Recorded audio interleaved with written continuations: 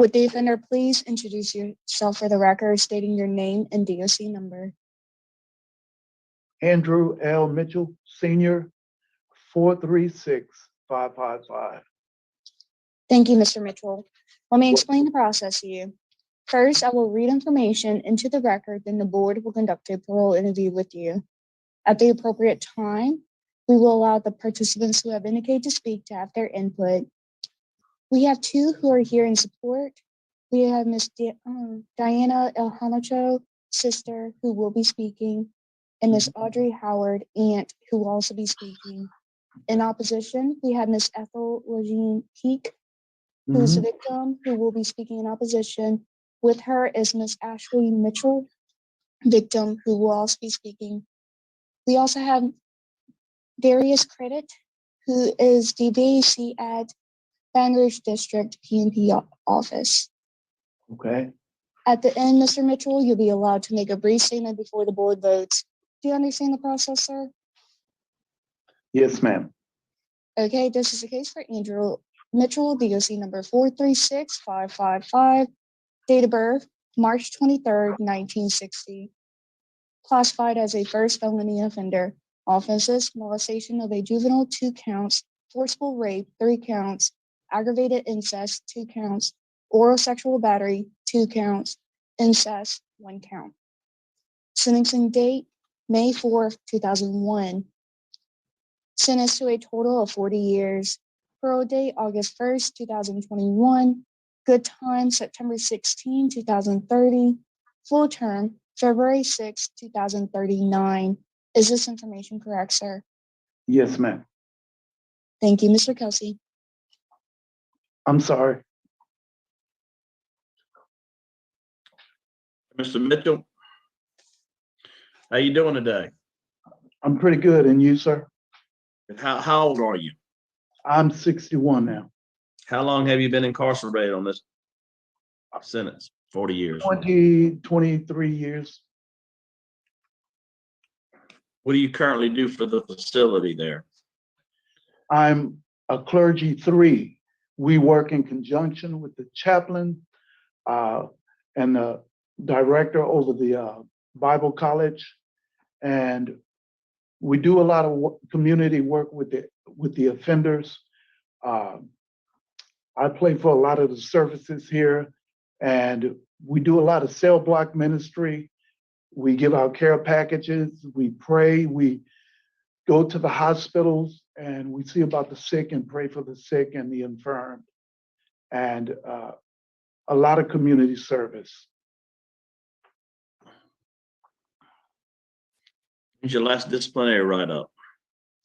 2016. What? I had too many things folded up on the foot of my bed, and my bed area was not in compliance with policy. Okay. How many disciplinary write-ups have you had since you've been incarcerated? I have 3 low court write-ups. That's it. But none for disciplinary disobedience or defiance or anything of that nature. And have you taken sex offender treatment? Yes, sir. I've even facilitated that. Okay. And I have a reference letter from Dr. Cohen, who initiated it. Right. Yes, sir. So again, this is a pretty significant crimes you committed here. This is this is pretty significant. What have you learned about yourself? What have you learned? What have you learned to help yourself? I mean, what? Well, Your Honor, when my first week into incarceration, I knew that I had messed up terribly. I knew that I had lost my mind, and I needed to figure out what was going on. And so from that first week, I decided, okay, I'm going to figure this out. I need to change. I need to improve. And the only way I knew I could do that was to re-educate myself and to take the required programming that the state offered because I really wanted answers to why I was such a prurient and deviant person. Uh, and especially how could I do that to my daughters? And I've lived with the horror of what I've done every day and every year. And I wanted to prove, not through just saying that that I'm sorry and remorseful and regretful, but I wanted to show it. I wanted to let everybody know that I was truly remorseful. And the only way I knew I could do that was to take the proper procedures to change and make improvements to my life and my thinking. And I've had a paradigm shift in my thinking. I've had a conversion in my understanding. And you know, I was just, I knew I was messed up and I needed help. I needed to change and improve. And I wanted to do that because I love my family of affinity and my family of consanguinity, and I've embarrassed them and shamed them. And I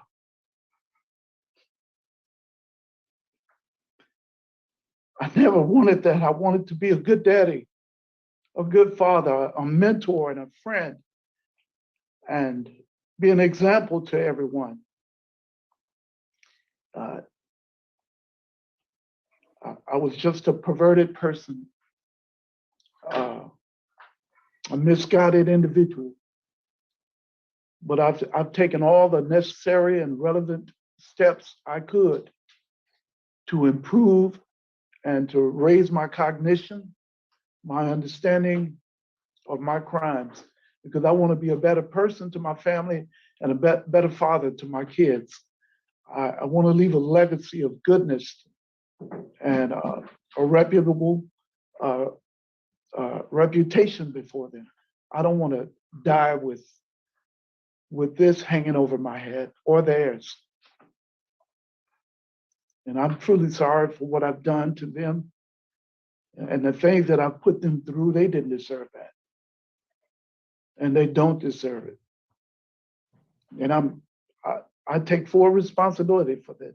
I'm guilty and I pled guilty from the beginning because I never wanted to put them through any more of the embarrassment than I had already had.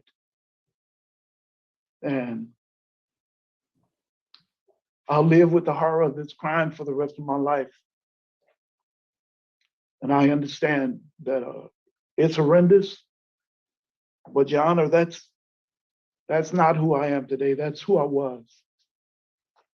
And I've taken every relevant program and everything beyond, over and above, because remorse and contrition and repentance has to be demonstrated, not just merely stated. What's your plans if you were to be released? Where are you going to go? What are you going to do? Well, I'll be living at my mother's house in St. Francisville, and I have a lot of support from the churches around. I'm an accomplished musician, and these people have watched me for 18 years, and they know me, and a lot of them will support me. I plan to get me a job, and I plan to open up a ministry of my own. And I have a lot of support, a lot of family. They're there with me right now. They've been supporting me for 23 years, even though I didn't deserve it. They've been right there.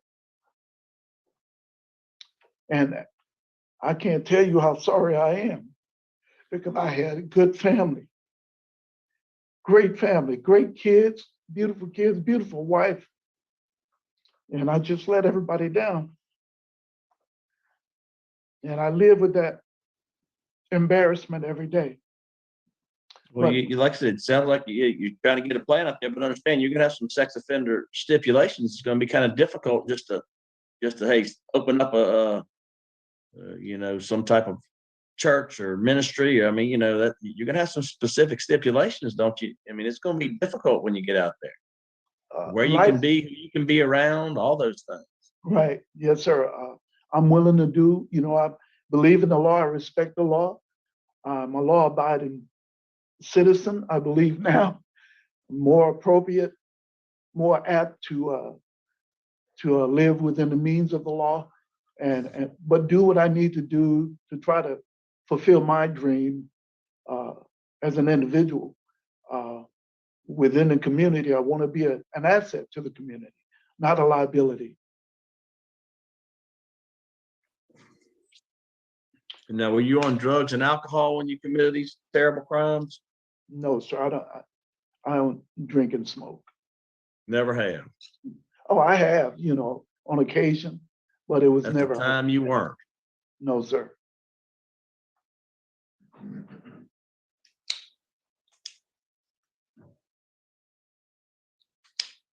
All right, Warden, you have any comments? He is a recent graduate, as he stated, back in May of 21. He is doing some work with the offender population in that context at this point. It just also needs to be noted that he was one of these guys that was in his last phases of his 100 hours. He actually only had one class left when we got shut down last time because of COVID. Okay. All right, thank you. Thank you. Thank you. All right, we will we'll hear from Miss Audrey. Okay. Yes, Go ahead and make a brief statement. yes. My name is Audrey Howard, and I am the aunt of Andrew Mitchell. I watched this young man grow up, and this is the first time seeing him in 23 years. We communicated through email, but he was one of 10 children, and he was the one that was running the church all the time, learning to play the organ and the piano so he could play in church. And when I got that news, I couldn't believe it, because this wasn't the person that I had seen grow up. And I knew he loved his family. I knew he loved them. But I think what he may have failed to tell you was he started hanging out with some older gentleman that was in the church. And he something happened, something changed. I don't know what. And I can't speculate what. I'm not making excuses for him. It was wrong. What he did was wrong. But I'm here in Georgia. I came home for Christmas, spent some time with his mother. Is 92 years old. And she's been telling me all these years, and she told me this time, she said, I hope I live to see Andrew walk out. And I'm here today to represent her because she can't. And I was watching TV yesterday, and there was a man here in Georgia.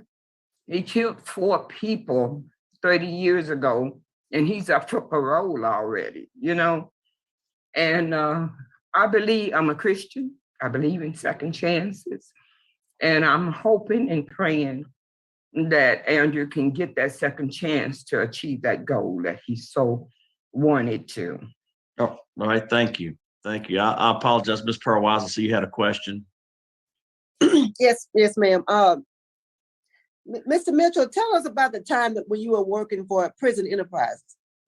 Oh, yes, ma'am. I was working for Ms. Mary Reese, the chair plant at DCI, and I became her graphic designer. I designed the seals, and like the seal behind you, I designed those seals, a lot of them for the chief belief chairs of various parishes. I did her clerical work, her monthly work, her annual work. And I did that for 5 years, I believe, until I came here here to Angola for the Bible College. Yes, ma'am. But I had a good time working with Ms. Reese. Never any problems. Good. And you got a bachelor's of arts degree in Christian ministry from the Bible College. Is that correct? And an associate's, yes, ma'am. And an associate degree, okay. What's your associate degree in? The same thing, ministry, Christian theology, ministry. and Mhm. theology. And Theology. theology. Yes, Okay, I just want to put that on the record, sir. And you also did a moral compass yes, ma'am. 20 class in trauma healing. Yes, ma'am. And trauma healing. Yeah, Okay. indeed. Yes, ma'am. Okay, that's all I had. I just wanted to put those items on the All right. record. All right, thank you. Now we'll hear from Miss Diana. Okay. Good afternoon, Parole Board. Thank you so much for the opportunity to speak today on behalf of my brother, Andrew Mitchell Sr. I speak not only for myself, but I speak for my family as well. And telling you that I too believe that Andrew has really learned from the crimes that he committed. He's very remorseful. I know that since he's been in, he has really worked hard to be a stellar inmate. He has really worked hard on his education. He did not have any type of crimes whatsoever before this crime was committed. Yes, it was a really shock to our family, but I can tell you that if he gets the second chance and have an opportunity to come out, I will tell you that he has a lot of support.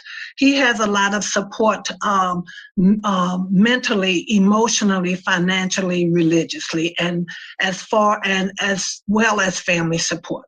We are all here to support him and to ensure that he can be an asset instead of a liability. I don't think in any type of fashion that he is going to be harmful or hurtful to any individual. That's just not the person Andrew is. He has a heart of gold. He's just was a stellar individual in the community, to his family as well before this crime took place.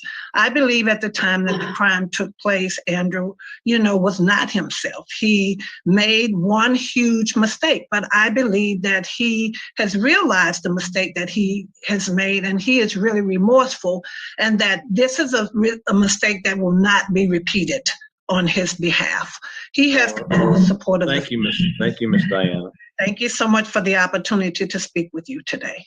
Okay, thank you. Okay, now we'll hear from Miss Ethel. You're on mute.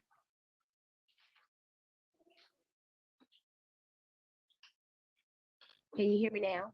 We can. Okay. My name is Ethel Legine Peak. I am the ex-wife of Mr. Mitchell.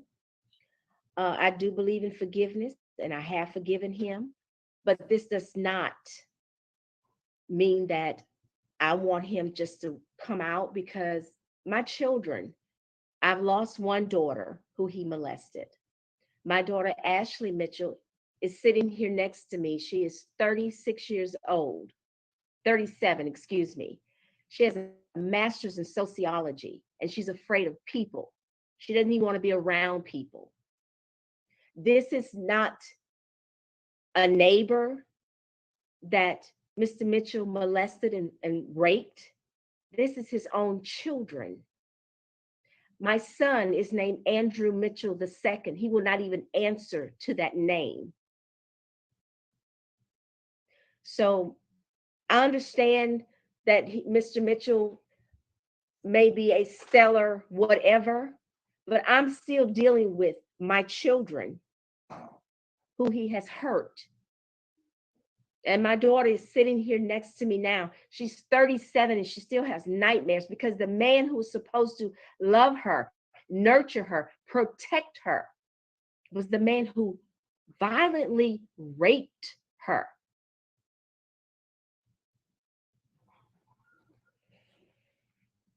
All right. Thank you, ma'am. I know we're from Miss Ashley. Hi, I'm the victim, the daughter of the prisoner. I'm strongly opposed to his release. If you're not opposed, then that means you can look at your own children and molest and beat them without remorse. His other family, his mother, sisters, brothers, are supporting his release because they feel guilty for his behavior. They have not tried to reach out to me and my other siblings to see about our welfare or mental state. They should probably be in there with him. I do have hard feelings toward them. Not only should he not be released, he should be euthanized, and I'm not understanding why he isn't. This isn't a robbery or an arson. This is a man posing as a man of God who can rape and beat his own wife and children behind closed doors for many, many years. Prison is the safest place for him to be. And if not, then he should be with the God that he loves so much. I have my own children, and I could not look at them and do something like that to them. And I don't understand why this human can and be even considered for any type of release. Thank you for your time. Thank you so much. All right. Mitchell, you can make a statement on your behalf.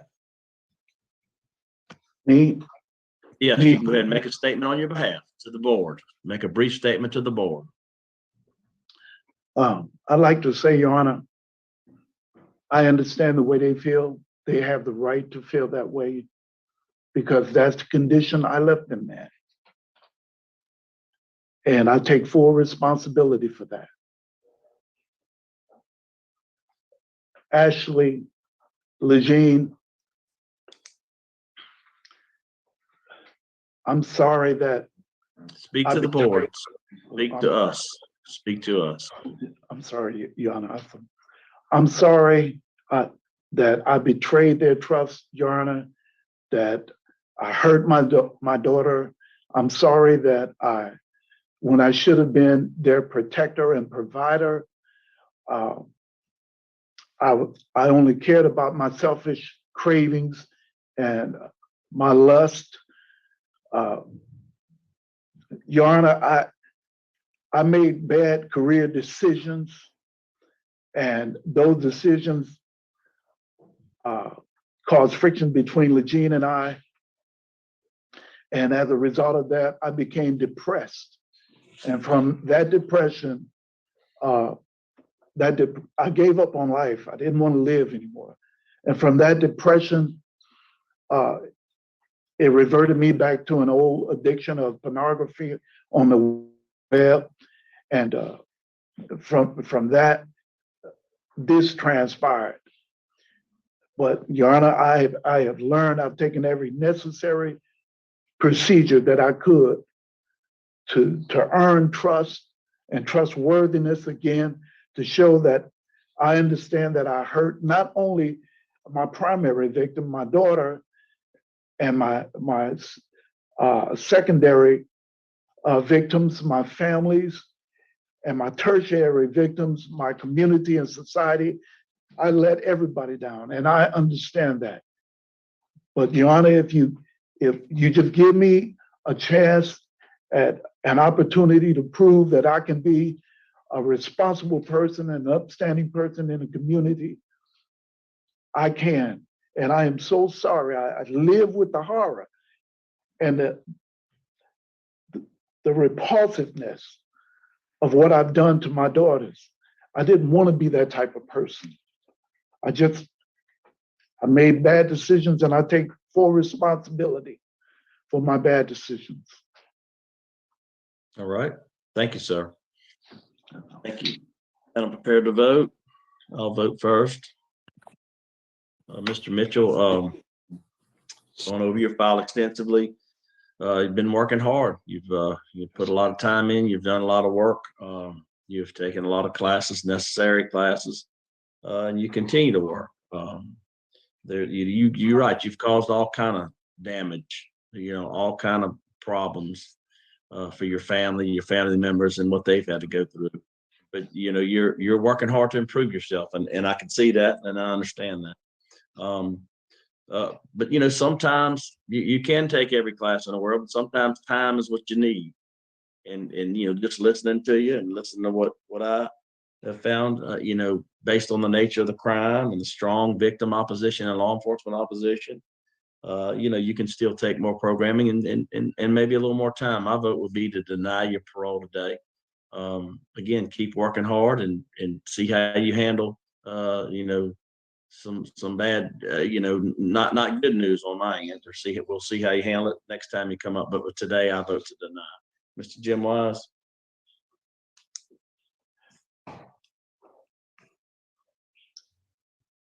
Are we done? No, Mr. Jim Wise. At this time, I'm gonna be voting. I tell you, I was going over your file a lot the whole time we was doing that. I tell you, it was really stuff there. I read over it last night and I looked at it again, and there's some strong opposition to your release.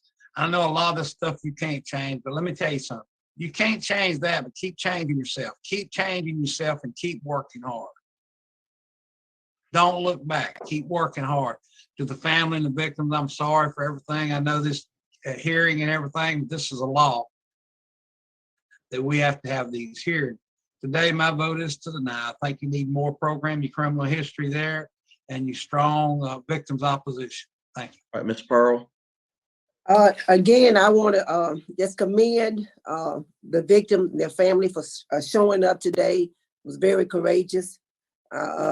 When I read the report, I think you're just as courageous as you was at age 14. When you, I just want to commend you for that. This is a hard case, Mr. Mitchell. It's a hard case. And like you've already said, you can't undo it and only move forward. But for me today, my vote is to deny as well for the reasons already stated. And I appreciate all you doing at the Angola community. Keep up the good work. All right, you have 3 votes to deny. Today, your parole's been denied. Good luck. Thank you.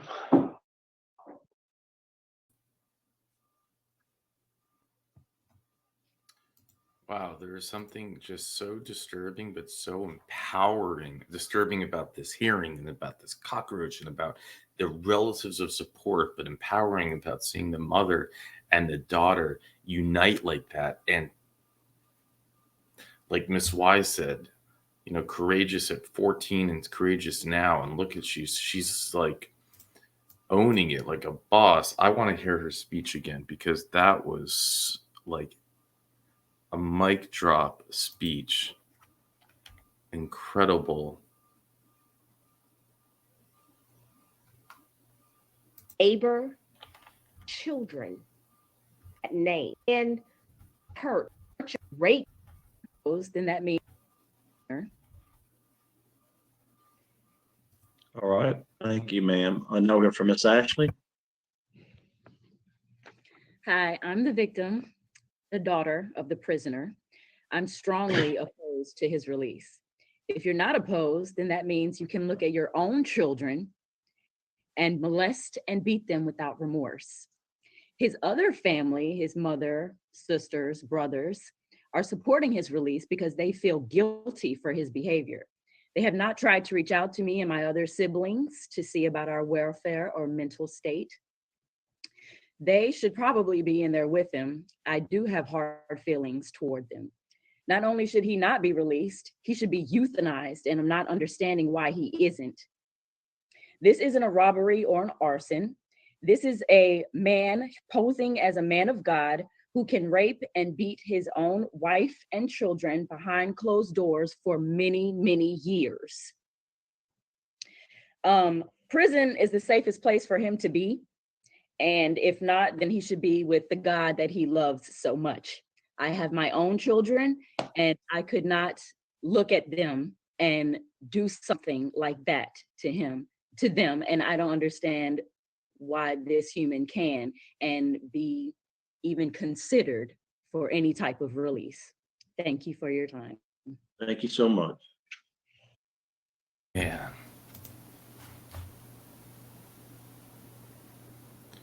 With speeches like that, I don't need to say anything. That is poetry.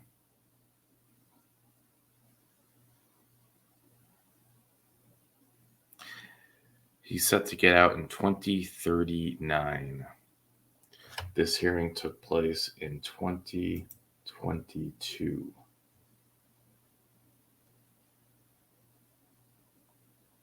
The sick thing is that I think it was every 2 years you could have parole. Now I think that they passed a law for these type of crimes where it will be every 5 years. Like the law is passed, but I don't know if it's grandfathered in because of his hearing date or if it's retroactive. So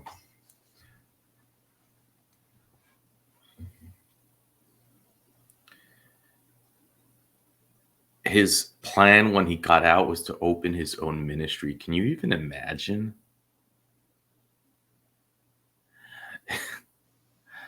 He was in the ministry. His relatives said, he's a great guy. He's a stand-up guy. This is the only time this happened. He was hanging out with these old guys at the ministry. Like, what? Oh yeah, he's hanging out with old guys, and they turned him into a monster.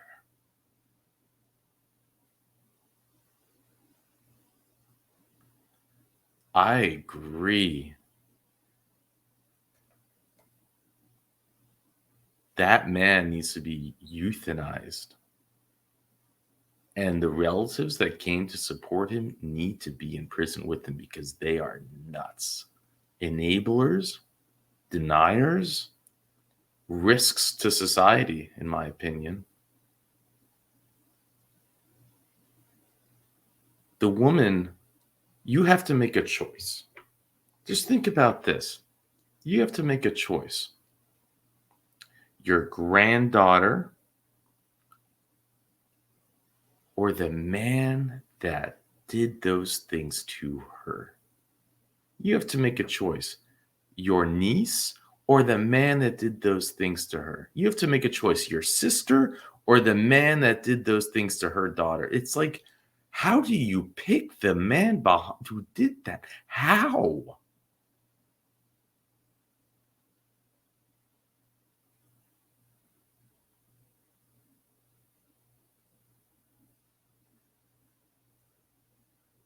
It's nuts. You have to be absolutely nuts.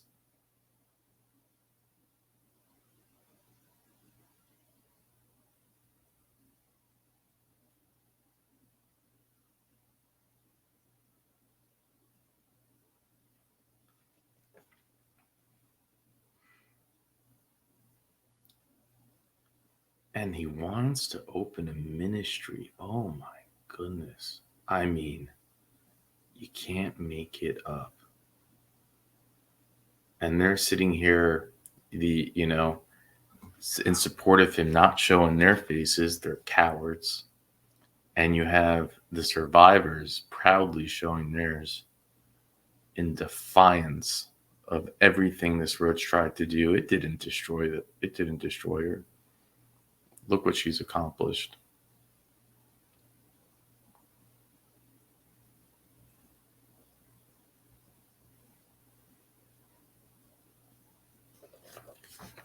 His speech was, he wanted to puke when he said it.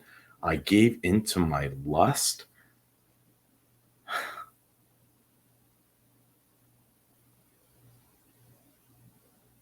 When he started off speaking, I just want to be a good daddy. I wanted to jump through the screen and rip his face off.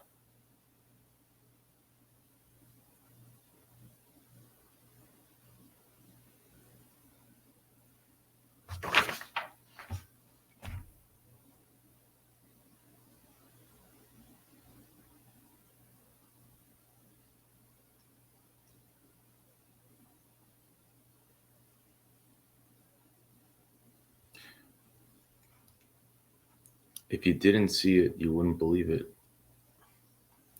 Still, somehow, a judge only gave him 40 years,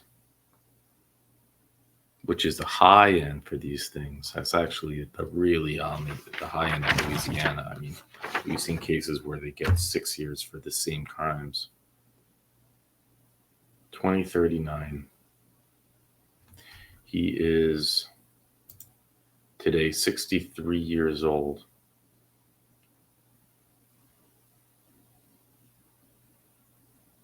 So in 10 years, it'll be 2033. That would make him 73. In 6 more years, he'll be 79. It's still still young enough to hurt a lot of people. He's in Angola.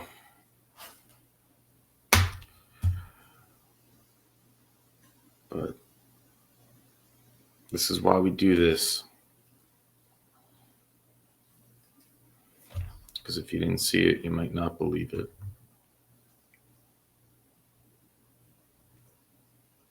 With that, I'll let you go.